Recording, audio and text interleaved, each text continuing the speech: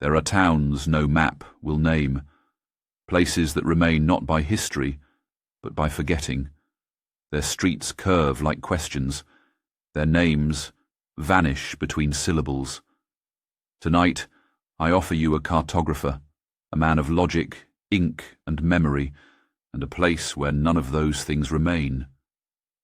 Listen to the pattern of the bells. They do not toll without reason.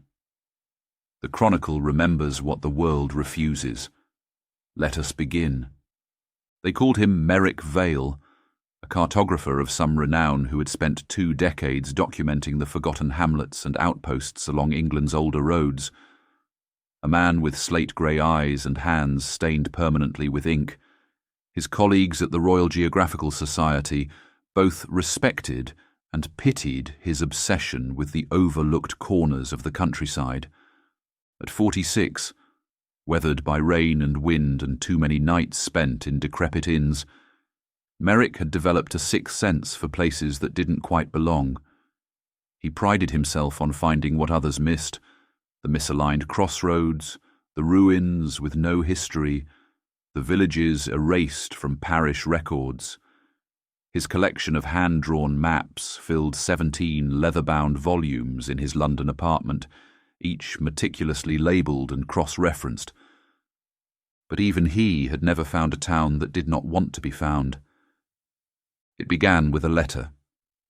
The envelope arrived on a Tuesday morning, the paper oddly warm to the touch despite the December chill. No return address, only a small square of parchment enclosed within, a crude ink sketch of a village surrounded by dense forest. A single road led in. No name, no legend. Only the phrase, "This place does not remember itself." The ink had a strange texture, dried thick, almost gritty. When Merrick ran his fingertip across it, the lines seemed to shift, like ripples in dark water. He could swear he'd seen the arrangement of buildings change when he'd glanced away. A trick of the light, surely. Nothing more. His colleagues advised against pursuing it. "Another prank," said Holloway, twirling his moustache with undisguised smugness. "Some country folk with too much time on their hands. Remember the Barrow Hill incident?" But Merrick couldn't forget the way the ink had moved beneath his touch. Compelled more by curiosity than duty, Merrick set out a week later. He packed light. His mapping tools, 3 journals bound in red leather, a brass compass that had belonged to his father, and clothes for a fortnight. He followed the riverways north, deeper into terrain not marked on his current charts. The villages grew smaller, the roads narrower, the faces less welcoming. Every local he asked shook their head. Some looked away. Others made small warding gestures when they thought he wasn't looking. One, an old barkeep with breath like tobacco and mildew, muttered, "Best let the forgotten stay so," before refusing to serve him another drink. Still, he pressed on. The road narrowed until it was little more than a deer path. Trees pressed in from both sides, ancient oaks whose gnarled branches formed a canopy overhead, filtering the sunlight into ghostly patterns on the ground. As night approached, the forest grew quiet. No birds sang, no insects chirped, only the sound of his own footsteps breaking twigs underfoot. He found the town at dusk. There was no signpost, no milestone. Just a bend in the road where fog thickened unnaturally, and a crooked wooden arch stood half-swallowed by vines. The arch was carved with symbols that seemed both familiar and alien. Not quite letters, not quite pictographs. They made Merrick's eyes water when he tried to focus on them. Beyond the arch, houses slouched together like sleeping bodies. Their windows were dark hollows, their doors slightly ajar, as though caught mid-sigh.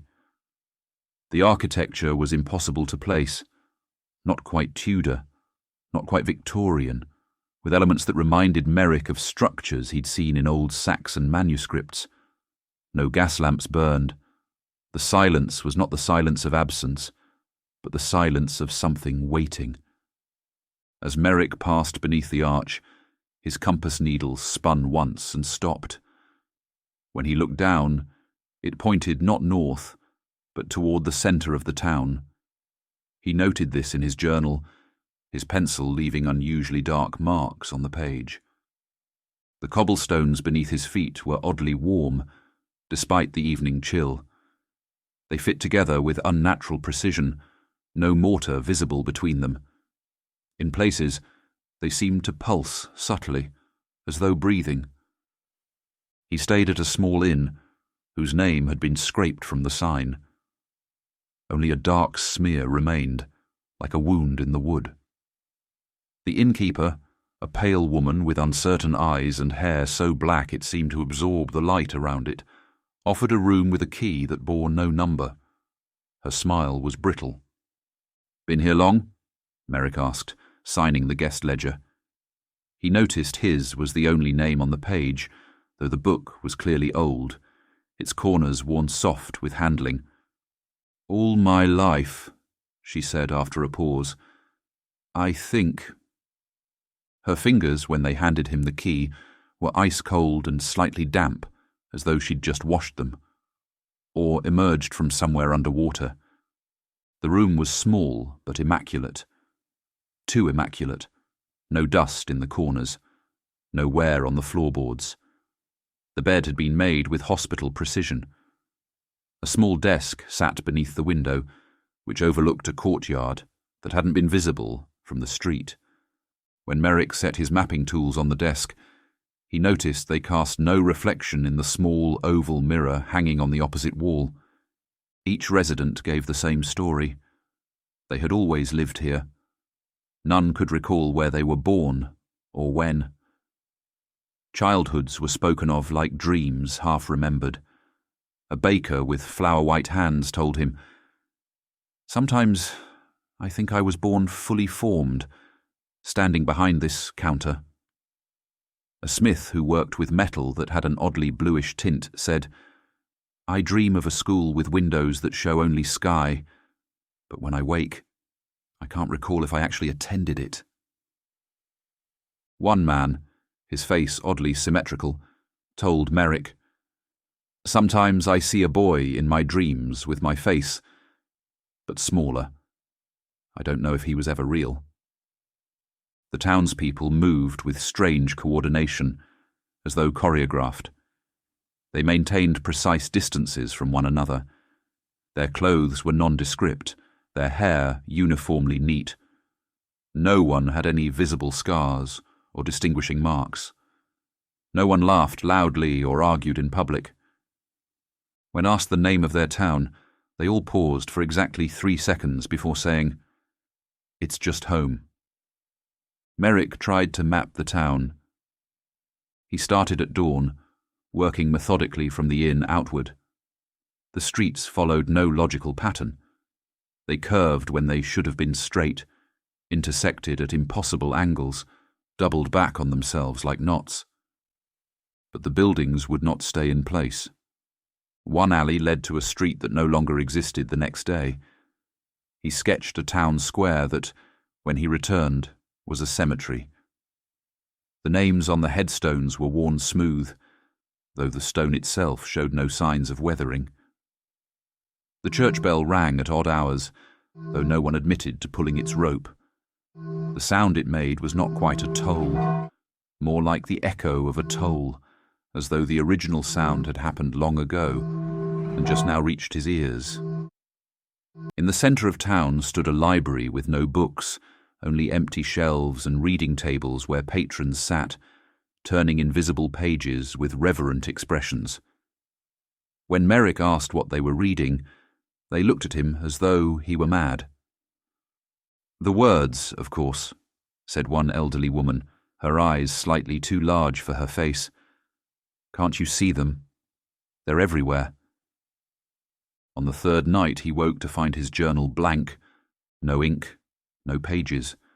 No records of his observations or his increasingly frantic theories. Just a pale rectangle where it had lain, a perfect absence in the shape of his work. When he confronted the innkeeper, she only said, "It does that," before offering him tea that tasted faintly of copper. That night, he dreamed of the town from above. In the dream, the streets formed a pattern, not random at all, but a vast symbol etched into the landscape. From this vantage point, he could see that the town was surrounded by a perfect circle of trees, equidistant from one another, their branches reaching inward like grasping hands, and at the centre of the symbol, where all lines converged, a single blank space, a void, a name waiting to be written. The next day, he tried to leave. He walked back along the road he came in on. The trees thickened. The path narrowed. The air grew dense, resistant to his passage, like walking through honey.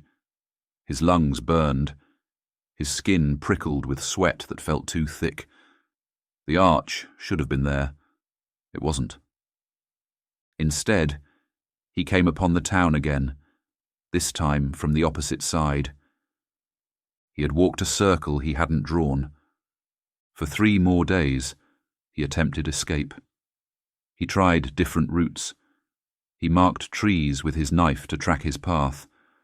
The markings disappeared between one blink and the next.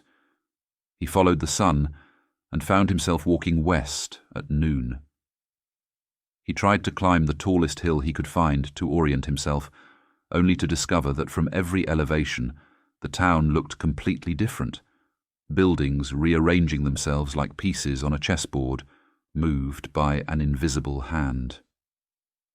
In desperation, Merrick began painting the town from memory each night, not with ink, but with charcoal and candle soot.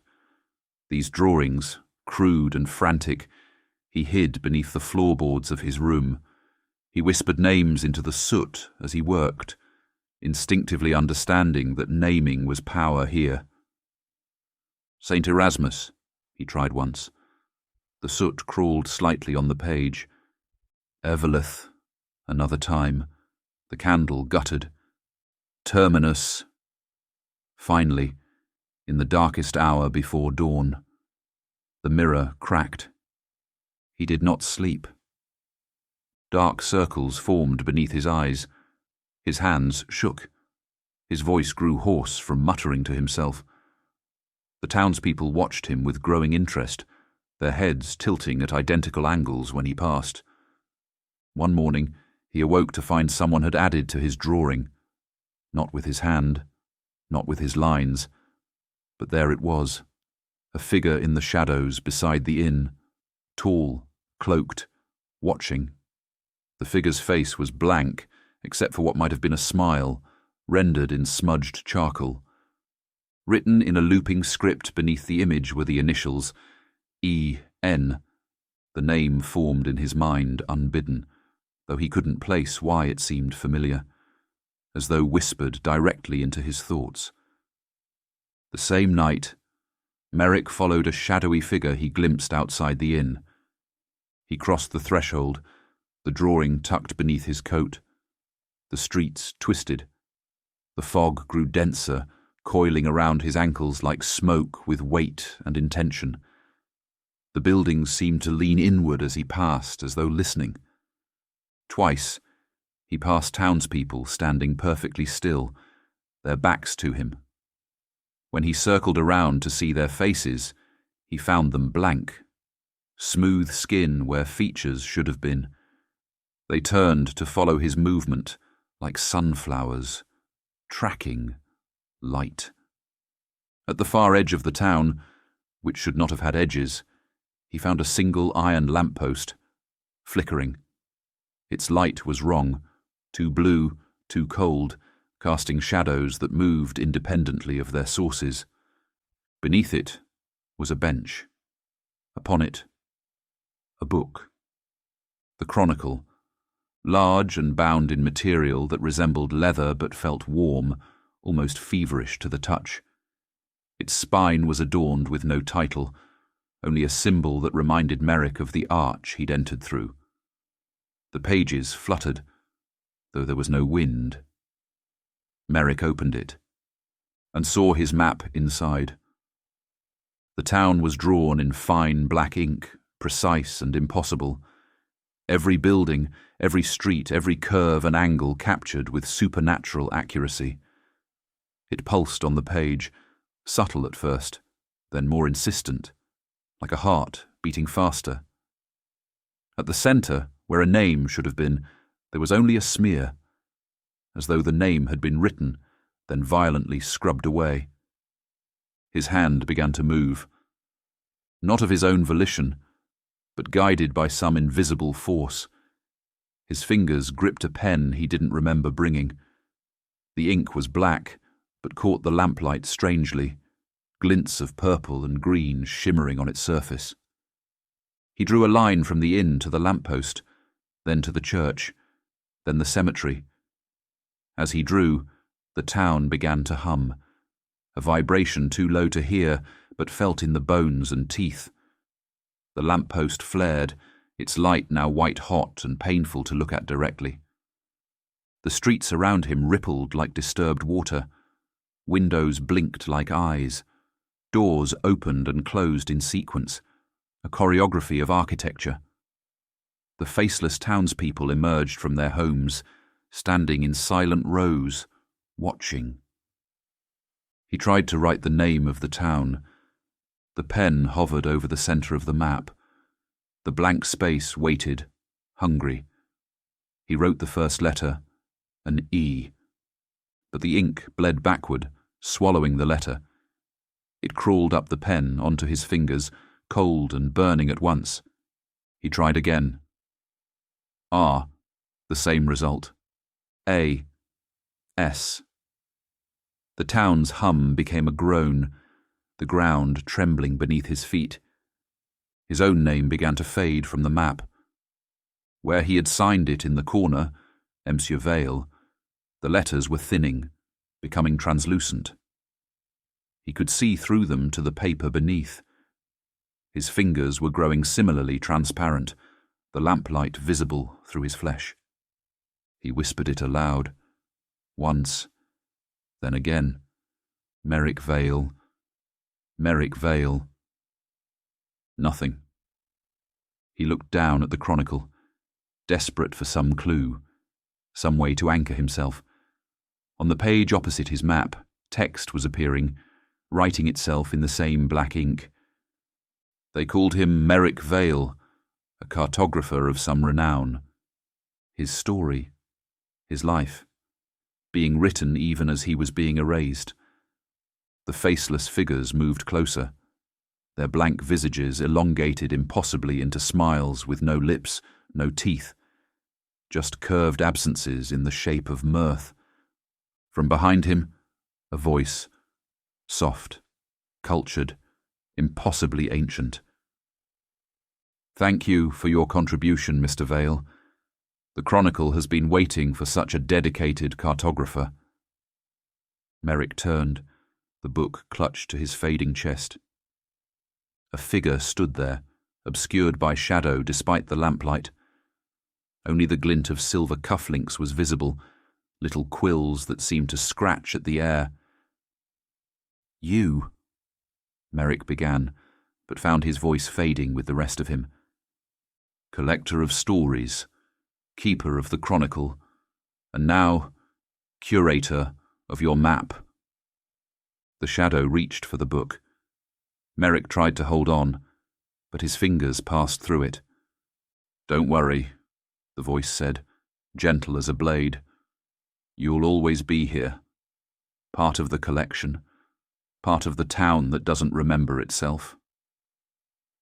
The figure opened the Chronicle to a new page, blank, waiting. After all, it continued, someone needs to map the unmapped. And now, a gesture at the town around them, the buildings settling into the configuration Merrick had drawn. You've given it shape, given it form. All it needs now is a name. Something was written in the book. Letters that burned too bright to read. When the Chronicle closed, there was no one on the bench. Only soot, and a pale rectangle where a map had once lain, and the town newly formed with a name no one would ever speak. Some towns are born from earth and brick, others from grief. From absences so precise, they shape streets of silence and names without owners. Merrick Vale gave it form, you gave it your attention, and I gave it a page. It lies just past entry 7, behind the name you were never meant to speak. We are all part of the unmapped now, but don't worry, the Chronicle remembers.